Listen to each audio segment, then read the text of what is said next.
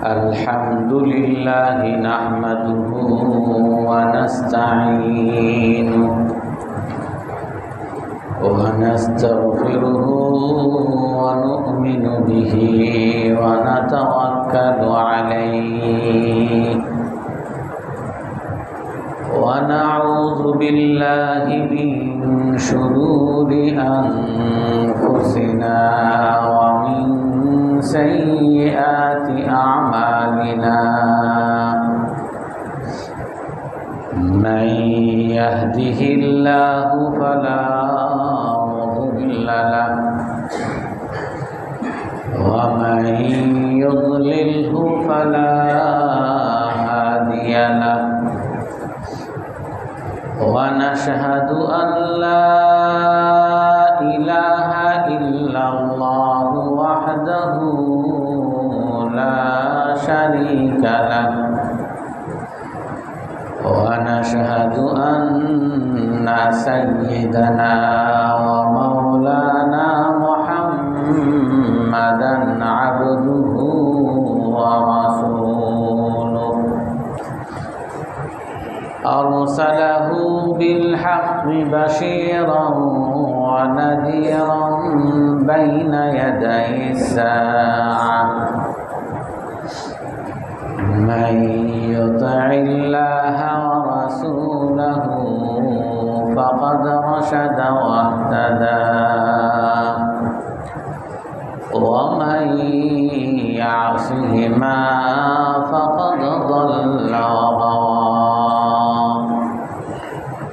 amma ba'd fa'a'udzu billahi minasy syaithanir rajim bismillahirrahmanirrahim bal kadzabu bima lam yuhitu bi'ilmihi wa lamma ya'tihim ta'wiluhu kadzalika kadzdzabal ladzina min qablihim fanzur kaifa kana 'aqibatul zalimin wa minhum man yu'minu bihi wa minhum man la yu'minu bihi wa rabbuka a'lamu bil mufsidin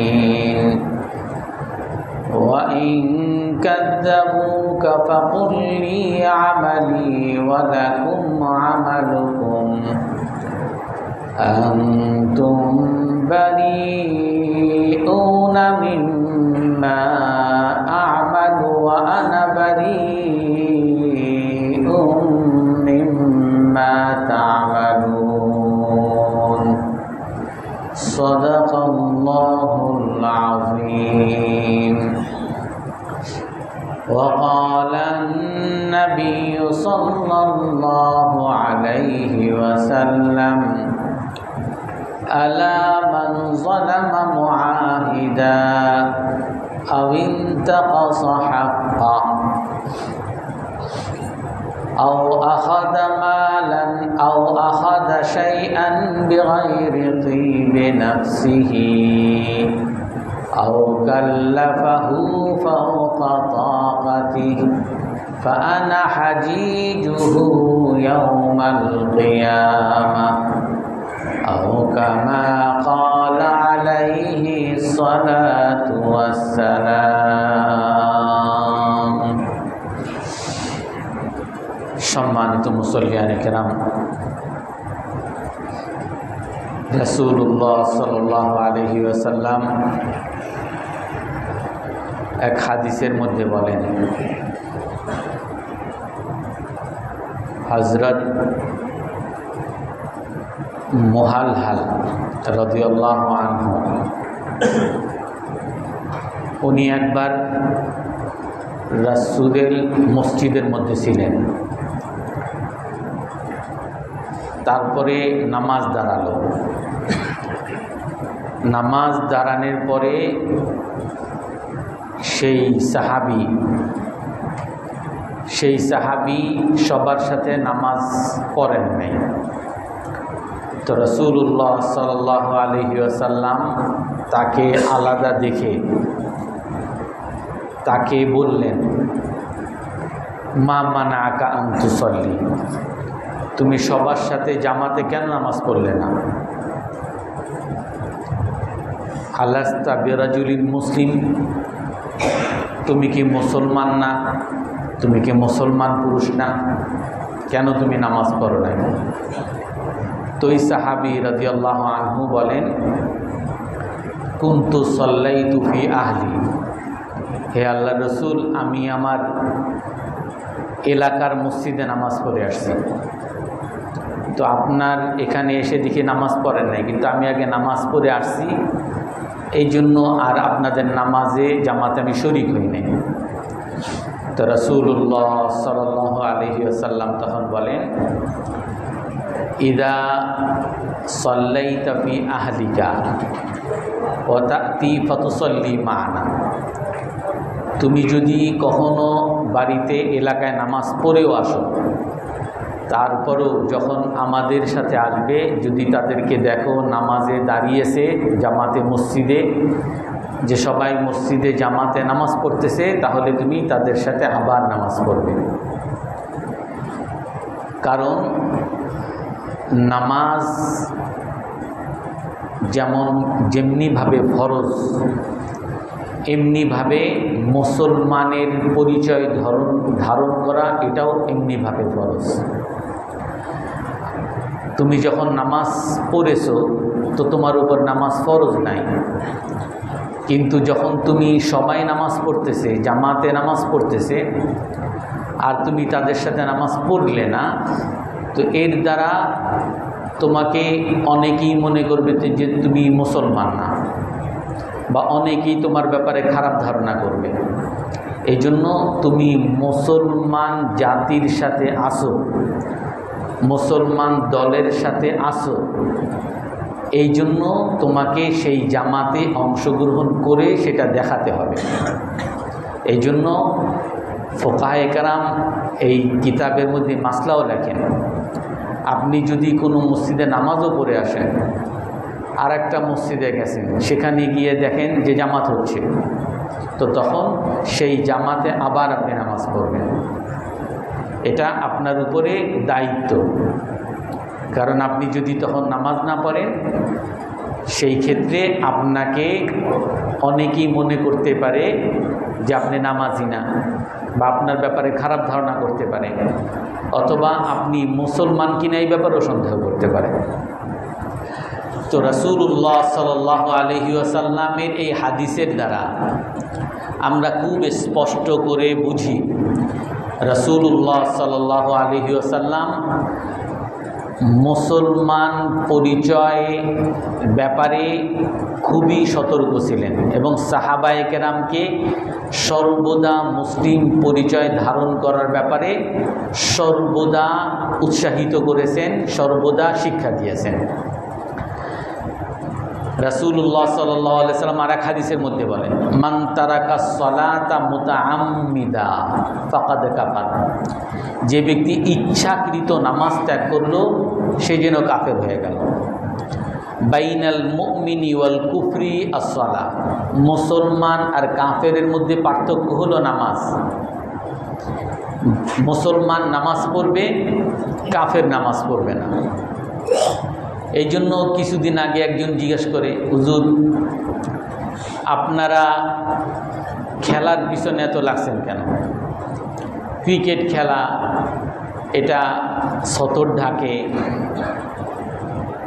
cricket খেলা মুসলমান দেশ যদি তারা বিজয় লাভ করে এটা তো মুসলমানের গৌরব, তারপরও আপনারা এই খেলার পিছনে বলেন। তো আমি তাকে বললাম, ভাই তোমাদের যে টি-20 খেলা শুরু হয় 4টার সময়, তখন আসরের সময় হয়, একটু পরে আসরের সময়, তারপরে মাগরিবের সময়। এখন এই আসর মাগরিব এই খেলার সময় কি তোমার খেলায় বিরতি দেয়? বলে না, খেলা আবার বিরতি দিবে কেন? খেলা কি, এটা কি মসজিদ নাকি খেলায় বিরতি দিবে? তো খেলায় যদি বিরতি না দেয় তার মানে হলো এই যে যারা খেলতেছে, যারা খেলা দেখতেছে, এরা মুসলমান কি না এই পরিচয় ধারণ করার, এই পরিচয় প্রকাশ করার কোনো উপায় নেই। যে ব্যক্তি খেলার মধ্যে এমন মগ্ন, আসরও গেছে, মাগরিবও গেছে, এশাও গেছে, তো তার সে মুসলমান হিসাবে কিভাবে পরিচয় দেবে?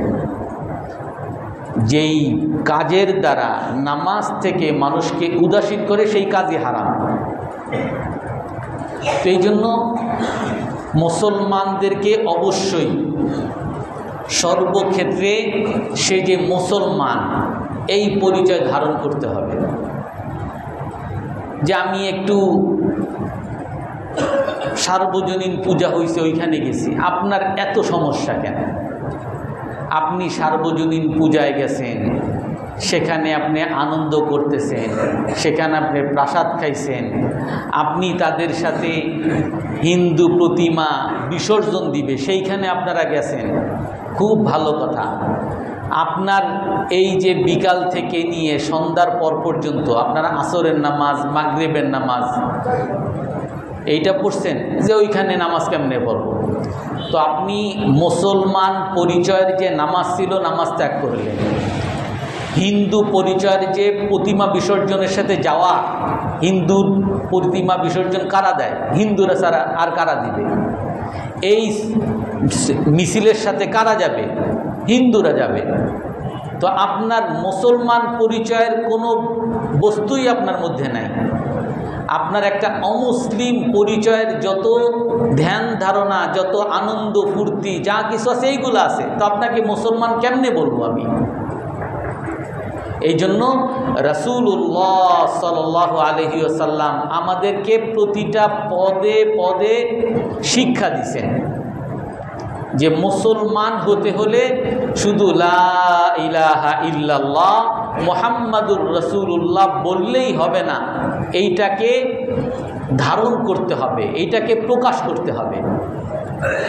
রাসূলুল্লাহ সাল্লাল্লাহু আলাইহি ওয়াসাল্লাম খুব সতর্কতার সাথে এই জিনিস মুসলমানদেরকে শিখাইছেন। আশুরার সময়, আশুরার রোজার সময় রাসূল যখন ইহুদিদের কাছে শুনলেন কেন রোজা রাখো, যেই দিনে হাদা ইয়াউমুন নাজ্জাল্লাহু ফিহি মুসা আন ফিরআউন, এই দিনে আল্লাহ তাআলা মুসা আলাইহিস সালামকে মুক্তি দিয়েছেন, ফিরআউনকে ধ্বংস করছেন। ফাসামাহু শুকরা, মুসা আলাইহিস সালাম তখন শুকরিয়া স্বরূপ রোজা রাখছেন। রাসূল বলেন এটা তো ভালো কাজ, ভালো জিনিস। ফানাহনু আহাক্কু ওয়া আওলা বিমুসা মিনকুম, মুসা আলাইহিস সালামকে ভালোবাসা, মুসা আলাইহিস সালামকে অনুসরণ করার অধিকার আমাদের আরও বেশি, আমরা আরও বেশি করব। ভালো কাজ যেখানে আছে সেখানে করব। রাসূলুল্লাহ সাল্লাল্লাহু আলাইহি ওয়াসাল্লাম ইহুদিদের এই আশুরার দিনের রোজা রাখা একটা ভালো কাজ, এইটাকে গ্রহণ করছেন, কিন্তু সাথে সাথে মুসলমানদেরকে এই শিক্ষাও দিয়েছেন লাইন ইশতু ইলা কাবিল লাআসুমান্নাত তাসি, যদি আগামী বছর আমি বেঁচে থাকি তাহলে আমি এই 10ই মুহররমের সাথে 9ম তারিখও রোজা রাখব। কেন? যাতে ইহুদিদের সাথে সাদৃশ্যতা না হয়, ইহুদিদের সাথে যাতে আমরা আলাদা থাকতে পারি। ইহুদিদের সংস্কৃতি, ইহুদিদের অনুষ্ঠান, ইহুদিদের ফুর্তি, এইগুলার সাথে আমাদের অনুষ্ঠানের, আমাদের আয়োজনের যাতে মিল না হয়, পার্থক্য তৈরি হয়। রাসূলুল্লাহ সাল্লাল্লাহু আলাইহি ওয়াসাল্লামের দরবারে এক অমুসলমান আসছে, এসে জিজ্ঞাসা করেন, রাসূল মসজিদের মধ্যে এইভাবে সবাই বসে আছে, জিজ্ঞাসা করেন আইয়ুকুম মুহাম্মদ, তোমাদের মধ্যে মুহাম্মদ সাল্লাল্লাহু আলাইহি সাল্লাম কে? এইভাবে বসে আছে, আর বাহির থেকে একজন কাফের আসছেন, এসে অপরিচিত কাফের এসে জিজ্ঞাসা করেন তোমাদের মধ্যে মুহাম্মদ সাল্লাল্লাহু আলাইহি সাল্লামকে, আপনি এই যে আমাদের এই মজলিসে এইখানে কে খতিব? খুব স্বাভাবিকভাবেই বুঝতে পারবেন যে যার মাথায় পাগড়ি আছে বা যার মাথায় রুমাল আছে, তার পাঞ্জাবির ধরন আলাদা। এমনকি আমি যখন প্রথম বয়স অল্প ছিল, আমি যখন খুতবা এক জায়গায় দিতে গেছি, তো সেই জায়গায় আমাকে আগ থেকে বলে আপনি খুতবার আলাদা ড্রেস পরবেন।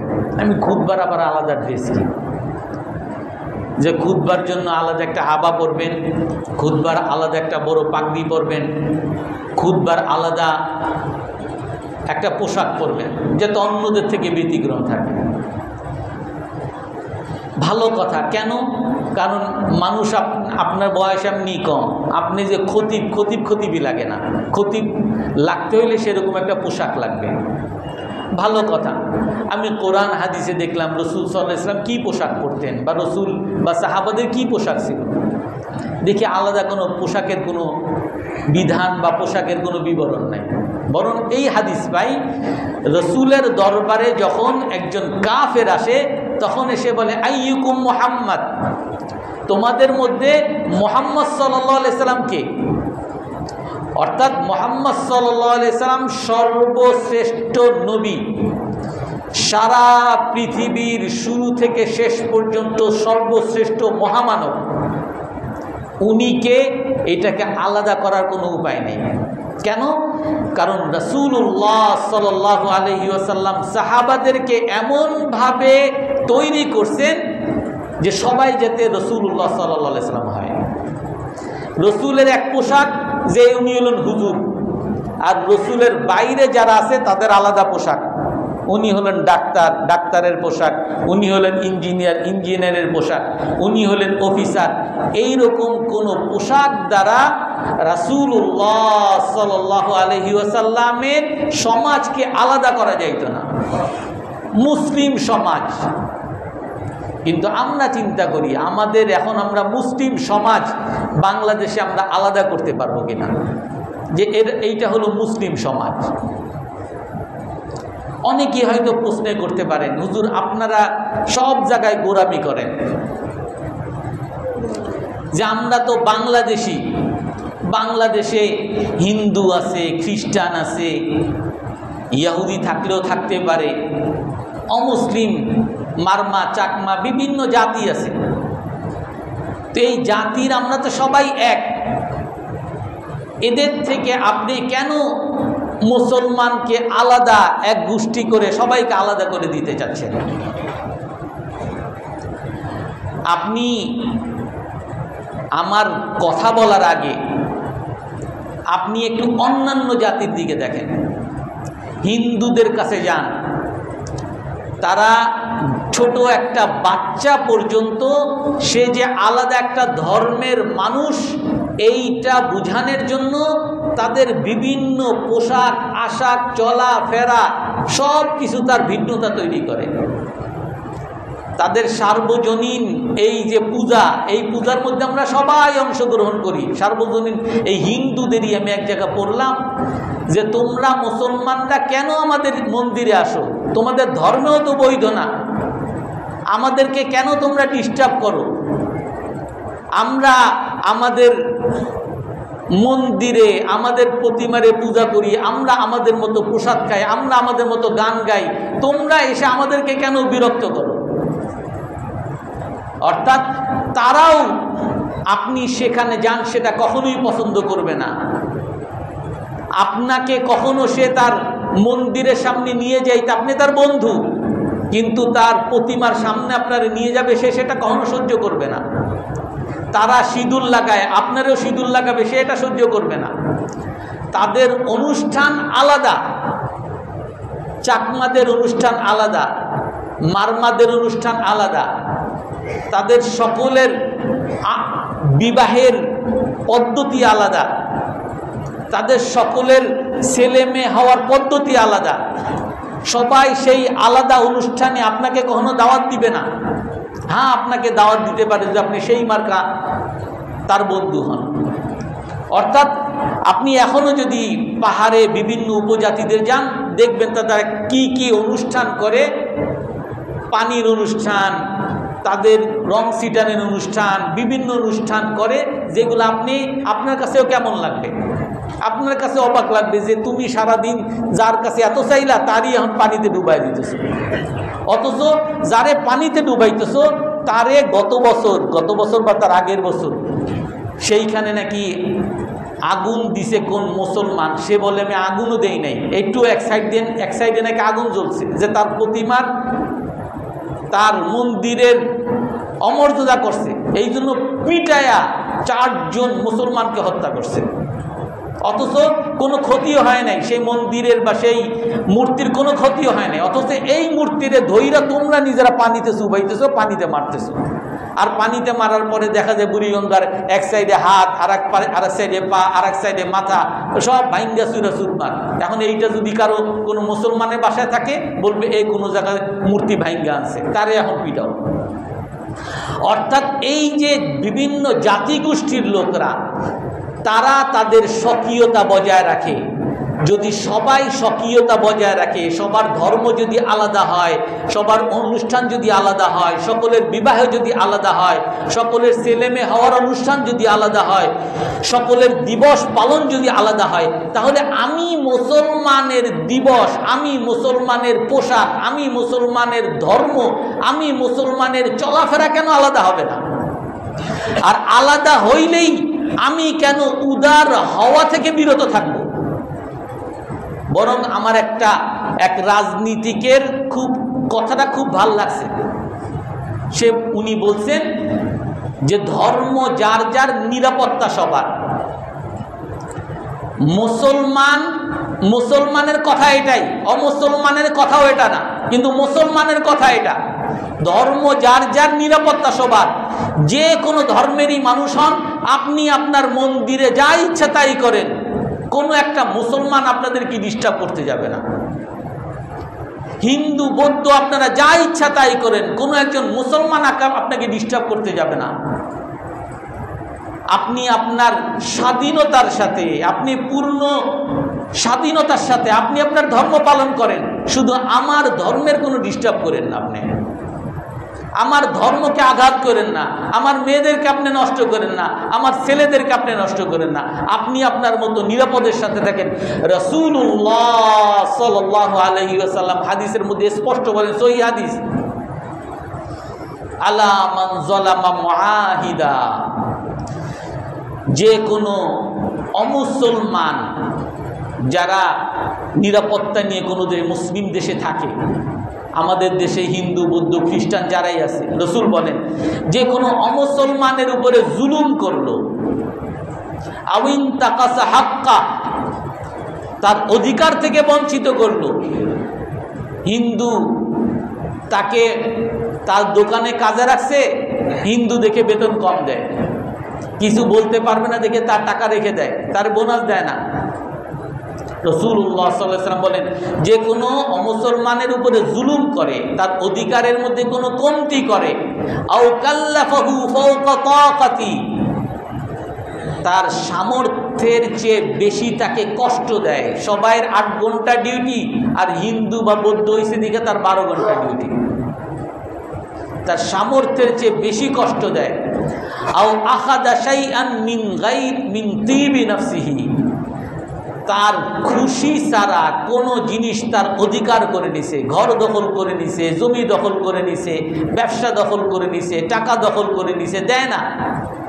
তার খুশি ছাড়া, তার সন্তুষ্টি ছাড়া কোনো কিছু যদি অধিকার করে নেয়, চাঁদাবাজি করে, রাসূলুল্লাহ সাল্লাল্লাহু আলাইহি ওয়াসাল্লাম বলেন ফাআনা হাজিজুহু ইয়াউমাল কিয়ামা, আমি এই মুসলমানের বিরুদ্ধে আমি আল্লাহর কাছে অভিযোগ জানাবো। এটা হলো মুসলমানের ধর্ম। আমাদেরকে রাসূলুল্লাহ সাল্লাল্লাহু আলাইহি ওয়াসাল্লাম এটাই শিখাইছেন যে আপনি যে কোনো ধর্মের হন, আপনার নিরাপত্তা ইসলামের মধ্যে সর্বজনীন। আপনার নিরাপত্তার পূর্ণ বিধান, আপনার পূর্ণ অধিকার, পূর্ণ স্বাধীনতা, এটা ইসলামের বিধানের মধ্যেই আছে। অনেকে বলেন যে রাষ্ট্র যদি ইসলামিক রাষ্ট্র হয়ে যায় তো এই অমুসলমান এদের তো অধিকার খর্ব হবে। আরে রাসূল সাল্লাল্লাহু আলাইহি ওয়াসাল্লাম এটাই বলছেন যে মুসলমানের ধর্মের মধ্যে অন্য কোন ধর্মের কোন ধরনের অধিকার খর্ব করা ইসলামের মধ্যে জায়েজ নেই। এই জন্য আগের কারে রাসূলুল্লাহ সাল্লাল্লাহু আলাইহি সাল্লামের যুগ, তারপরের যুগ, প্রায় 1000 বছর পর্যন্ত সারা পৃথিবীতে ইসলামী খেলাফত ছিল। আর সেই সময় যতগুলো কাফের দেশ ছিল তারা মুসলমানদেরকে ডাকতো যে তোমরা আমাদের দেশে এসে শাসন করো, আমাদেরকে জুলুম থেকে বাঁচাও, আমাদের রাজার জুলুম থেকে। কারণ তারা জানতো এই মুসলমানরা যদি আমাদের শাসন করে তাহলে একমাত্র আমরা নিরাপত্তা পাবো, আমাদের ধর্মীয় নিরাপত্তা পাবো, আমাদের ধর্মীয় স্বাধীনতা পাবো, আমাদের সম্পদের স্বাধীনতা, আমাদের সব কিছুর স্বাধীনতা, বাক স্বাধীনতা সব আমরা এই মুসলমানদের কাছ থেকে পাবো। অথচ এখন দেখবেন বিভিন্ন বুদ্ধিজীবী বাইরে হয়েছে যে ইসলামী রাষ্ট্র হইলে অমুসলমানদের কি হবে, রাষ্ট্রধর্ম ইসলাম হইলে অমুসলমানদের কি হবে। আরে ইসলাম তো সারা পৃথিবীর সকল মানুষের অধিকার রক্ষা করার ঘোষণা দিছে। এই জন্য রাসূলুল্লাহ সাল্লাল্লাহু আলাইহি ওয়াসাল্লাম আমাদেরকে এই শিক্ষা দিছেন, সব জায়গায় ভালো জিনিস আপনার নিব কিন্তু ইসলামের স্বকীয়তা থাকবে। আল্লাহ তাআলা কোরআনে কারীমের মধ্যে বলেন ক্বাদ নারা তাকাল্লুবা ওয়াজহিকা ফিস সামাই ফালানুওয়াল্লিয়ান্নাকা কিবলাতান তারদাহা ফাওয়াল্লি ওয়াজহাকা শাতরাল মাসজিদিল হারাম ওয়া হাইথুমা কুনতুম ফাওয়াল্লু ওয়ুজুহাকুম শাতরা। রাসূলুল্লাহ সাল্লাল্লাহু আলাইহি ওয়াসাল্লাম যখন মদিনায় আসেন তখন রসুলের উপরে আয়াত নাজিল হয় যে আপনি বাইতুল্লাহর দিকে এতদিন ফিরে নামাজ পড়ছেন, এখন বাইতুল মুকাদ্দাসের দিকে ফিরে নামাজ পড়েন। মুসলমানরা বেশ কিছুদিন বাইতুল মুকাদ্দাসের দিকে ফিরে নামাজ পড়তেছেন, আর বাইতুল মুকাদ্দাসের দিকে ফিরে ইহুদি খ্রিস্টানরা নামাজ পড়ে। তো রাসূলুল্লাহ সাল্লাল্লাহু আলাইহি ওয়াসাল্লামের ব্যাপারে আল্লাহ তাআলা বলেন ক্বাদ নারা তাকাল্লুবা ওয়াজহিকা ফিস সামা। হে রাসূল, আপনার চেহারা বারবার আকাশে উঠানো আমি দেখি, আপনি বারবার আকাশের দিকে তাকান। ক্বাদ নারা তাকাল্লুবা ওয়াজহিকা ফিস সামা ফালানুওয়াল্লিয়ান্নাকা কিবলাতান তারদাহা। আপনাকে যে আমি বাইতুল মুকাদ্দাসের দিকে ফিরে নামাজ পড়ার যে আদেশ করেছি এইটা আপনার মনোভূত হয় নাই, আপনি সন্তুষ্ট মনে এটা গ্রহণ করতে পারেন নাই, এই জন্য বারবার আমার দিকে তাকাচ্ছেন। আল্লাহ তাআলা বলেন ফালানুওয়াল্লিয়ান্নাকা কিবলাতান তারদাহা ফাওয়াল্লি ওয়াজহাকা শাতরাল মাসজিদিল হারাম। আপনি যেই কিবলার দিকে ফিরে নামাজ পড়তে আপনার মনে আনন্দ লাগবে আমি জানি, আপনি সেই মসজিদুল হারামের দিকে ফিরে আবার নামাজ পড়েন। তো রাসূলুল্লাহ সাল্লাল্লাহু আলাইহি ওয়াসাল্লাম বাইতুল মুকাদ্দাসের দিকে ফিরে নামাজ পড়েন, কিন্তু মনের মধ্যে শুধু অসন্তুষ্টি, মনের মধ্যে খুঁতখুঁতানি। অনেক কারণ আছে কেন কিবলা পরিবর্তন হয়েছে, এর মধ্যে একটা কারণ এটা যে রাসূলুল্লাহ সাল্লাল্লাহু আলাইহি ওয়াসাল্লাম আল্লাহ তাআলা যা বলবেন সেটা তো মানব, কিন্তু ইহুদি খ্রিস্টানের সাথে আমার সামঞ্জস্য হয়ে যাবে এটা আমার পছন্দ হয় না। আর এই কারণে আল্লাহ তাআলা বলেন এই জন্য ফাওয়াল্লি ওয়াজহাকা শাতরাল মাসজিদুল হারাম, আমি আপনার কিবলাকে আবার পরিবর্তন করে মসজিদুল হারাম বাইতুল্লাহর দিকে ফিরে দিয়েছি। কারণ ইহুদি খ্রিস্টান থেকে স্বকীয়তা তৈরি করার জন্য। মসজিদে নামাজে মানুষ আসতো, রসুলের যুগে সবাই নামাজে আসতো। তো নামাজে আসার ক্ষেত্রে এখন যেমন আমাদের আজান হয়, তো সেই সময় আজান ছিল না। তো এখন নামাজের সময় মানুষকে কেমনে ডাকবে? সাহাবায়ে কেরামকে নিয়ে বসছে যে কিভাবে ডাকবো। হে আল্লাহ রসুল, আমরা বাঁশি বাজাইতে পারি, বাঁশি বাজাইলে নির্দিষ্ট একটা বাঁশি নাকুজ বলে, সেই নাকুজ বাঁশি বাজাইলে তখন সবাই বুঝবে যে এখন নামাজের সময় হয়েছে, সবাই নামাজে আসবে। তখন রাসূলুল্লাহ আরও অনেকে বলছেন একটু আগুন জ্বালাই, তখন সবাই বুঝবে যে আগুন জ্বালানো হয়েছে, নামাজের সময় হয়েছে, নামাজে আসবে। তো রাসূলুল্লাহ সাল্লাল্লাহু আলাইহি ওয়াসাল্লাম এগুলোকে শুধু খণ্ডন করতেছিলেন যে আগুন জ্বালাবো, আগুন জ্বালানো তো এটা হিন্দুদের কাজ, মুশরিকদের কাজ, মূর্তি পূজকদের কাজ, এই কাজ তো আমরা করব না। আচ্ছা তাহলে আমরা বাঁশি বাজাই, বাঁশি তো খ্রিস্টানরা বাজায়, তারপরেও বাঁশি বাজাই। বিভিন্ন জনে বিভিন্ন রকম দাওয়াত বলছেন, কিন্তু মানুষকে নামাজের জন্য ডাকার তো কোনো একটা উপায় লাগবে, ডাকতে তো হবে। কিন্তু এগুলো সব অন্যান্য ধর্মের সাথে মিলে যাচ্ছে। তো সেই রাতে রাসূল সহ সাহাবায়ে কেরাম সবাই খুব পেরেশান হয়ে ঘুমাইছে। হযরত যায়েদ ইবনে আরকাম রাদিয়াল্লাহু, আব্দুল্লাহ ইবনে যায়েদ রাদিয়াল্লাহু আনহুকে আল্লাহ তাআলা স্বপ্ন দেখাইছেন। একজন এসে বলে, কি ব্যাপার, তুমি এত পেরেশান কেন?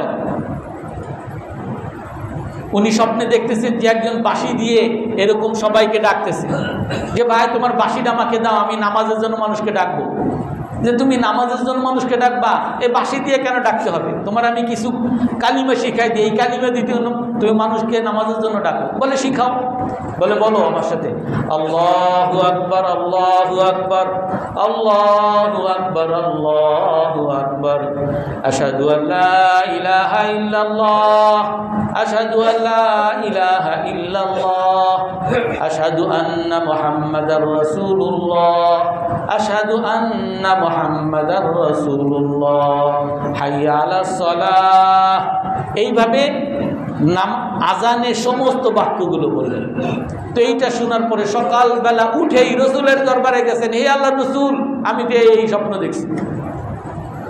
তো রাসূলুল্লাহ সাল্লাল্লাহু আলাইহি ওয়াসাল্লাম বলেন, খুব ভালো স্বপ্ন দেখছো, এটাই আল্লাহর পক্ষ থেকে আমাদের সমাধান।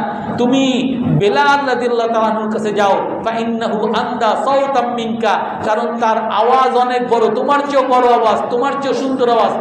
তাকে এই কালিমাগুলো বলো, সে এই কালিমা ফজরের সময় ডাকতে থাকুক।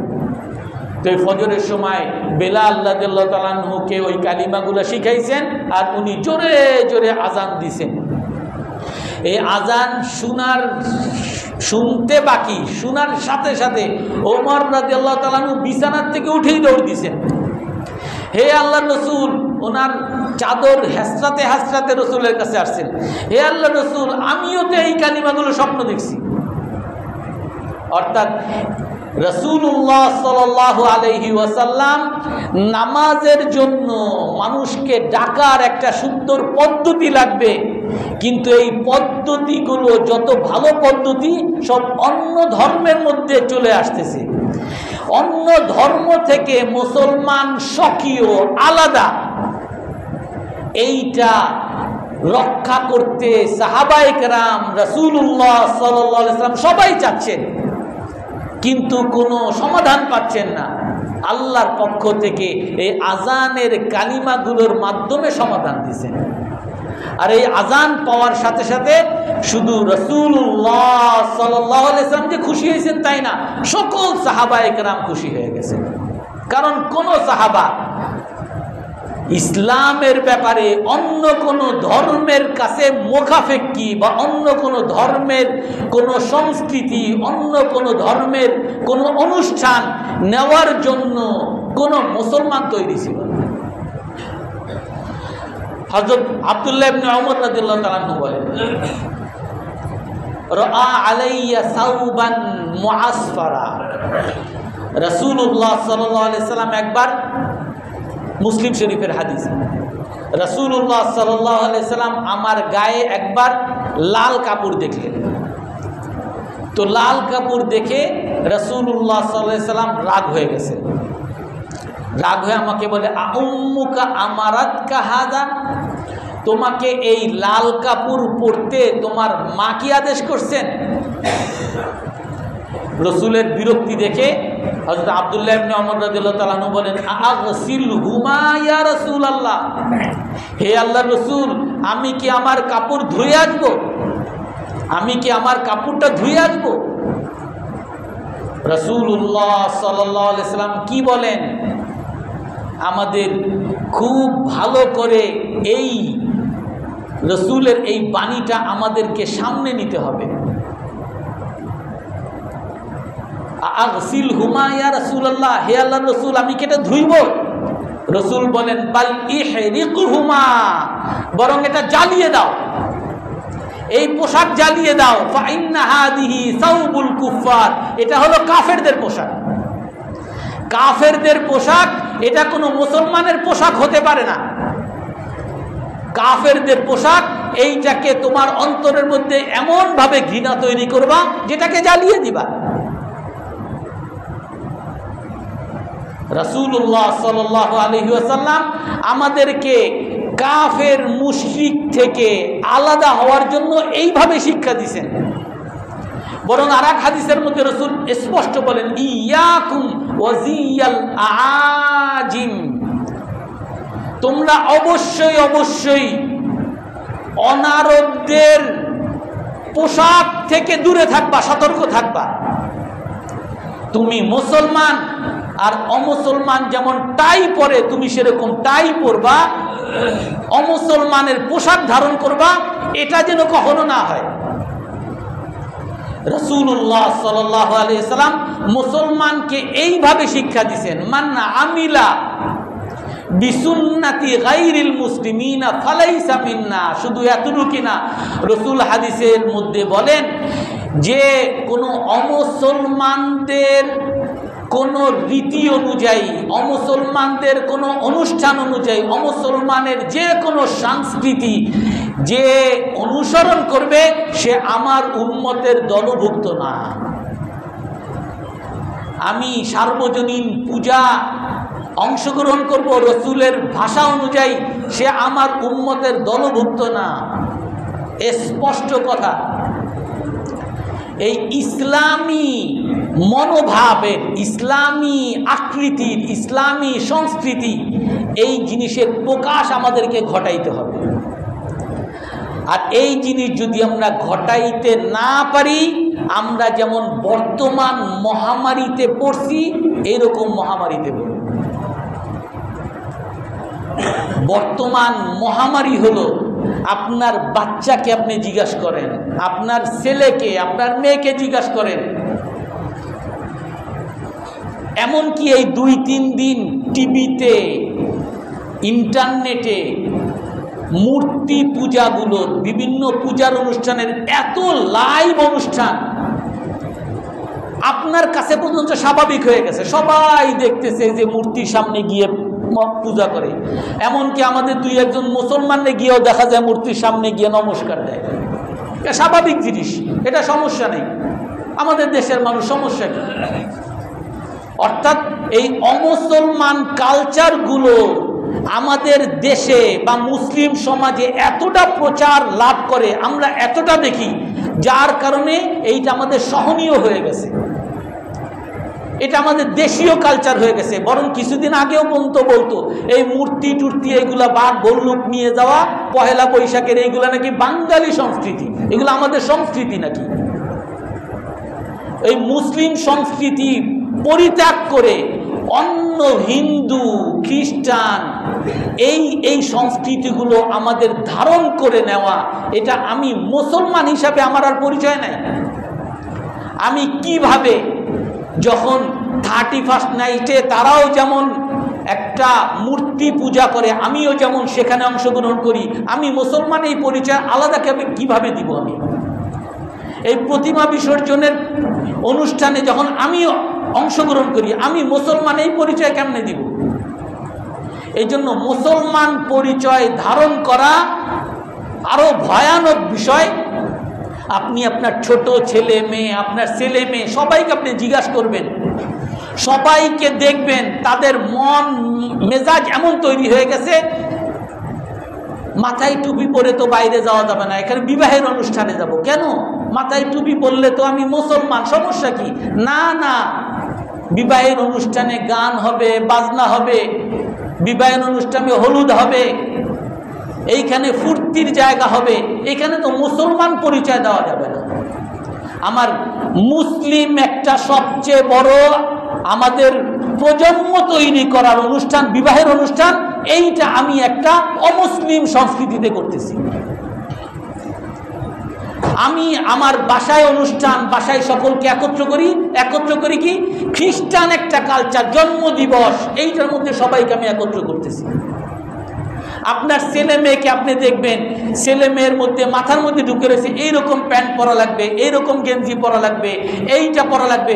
একটাও মুসলমান কোনো পোশাক না, একটাও মুসলিম কোনো কালচার না।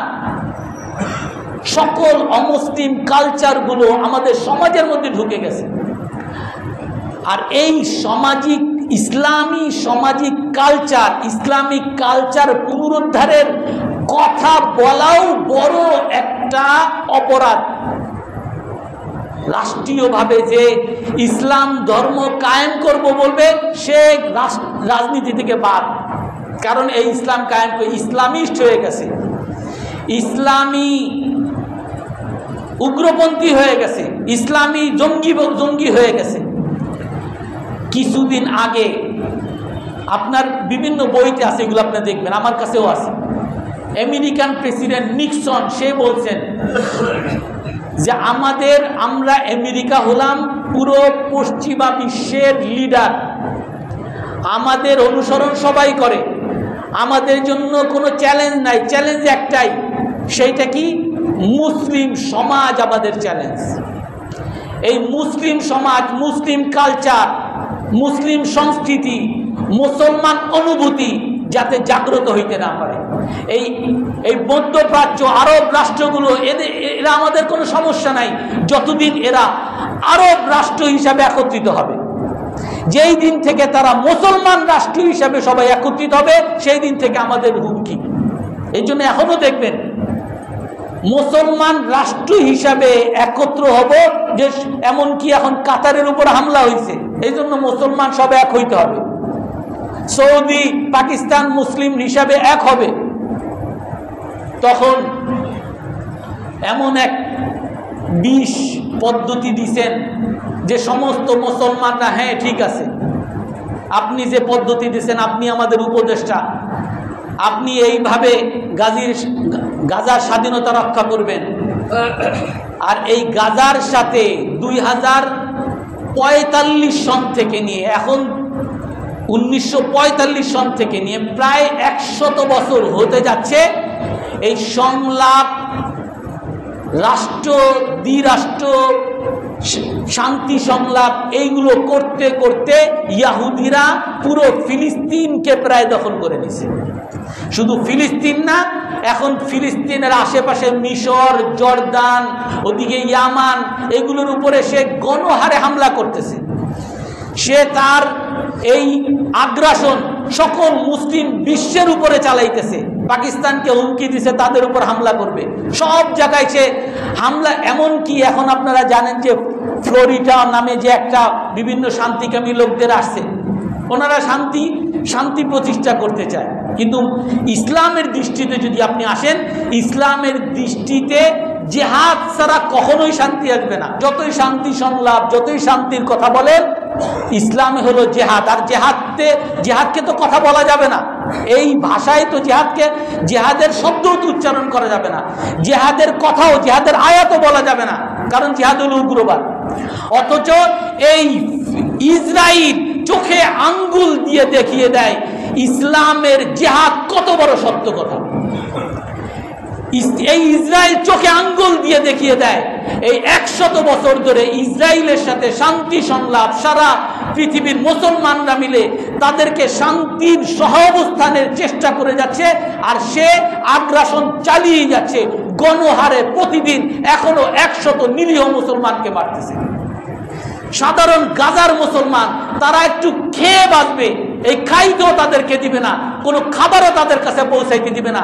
তারা যারা কাফের মুশরিক তারা খাবার নিয়ে আসছে, তাদেরকে বন্ধু তাদের কাছে যাইতে দিবে না, খাবারও তাদেরকে দিবে না। কত বড় আগ্রাসন! আমার দেশ থেকে আমাকে তাড়িয়ে দিয়ে আমাকে তাড়াবে, আমাকে মারবে, আমাকে খাইতে দিবে না, আর আমি উহো করতে পারবো না। আমি যদি বলি আমার খাওয়া লাগবে, চিৎকার কেন দিলাম, তুমি সন্ত্রাসী, তোমার হত্যা করো। এই জন্য আমরা ওই এক সন্ধিক্ষণে কঠিন এক পরিস্থিতির বাস্তবতার সম্মুখীন, যা আমাদেরকে ইসলামী চেতনায় জাগ্রত হতে হবে। দুনিয়ার যত চেতনার কথা এগুলা সব ভাওতাবাজি। আপনারা প্রমাণিত করছেন যে যত চেতনার কথা বলে স্বার্থ শেষ, ভাওতাবাজি প্রমাণিত হয়ে গেছে। একমাত্র ইসলামী চেতনাই হলো দুনিয়ার লাভ, আখিরাতের লাভ। দুনিয়াতে সফলতা, আখিরাতেরও সফলতা। এই জন্য আমরা সবাই ইসলামী চেতনায় কাজ করার নিয়ত আছে তো ইনশাআল্লাহ। আল্লাহ তাআলা আমাদের সকলকে আমল করার তৌফিক দান করুন।